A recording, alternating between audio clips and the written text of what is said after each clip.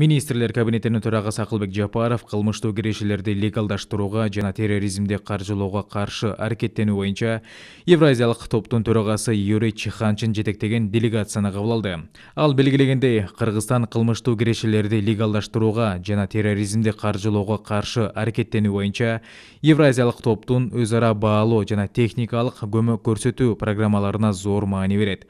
Ал аркылуу улуттук каршы туруу тутумун өркүндөтүү чаралары кабыл алынат. Терроризмди каржылоого жана кылмыш жолу менен алынган кирешелерди адалдоого каршы күрөшүүнүн укуктук жана институционалдык базасын түзүүдө жана бекемдөөдө уюмдун практикалык жардамын ар дайым сезип турабыз.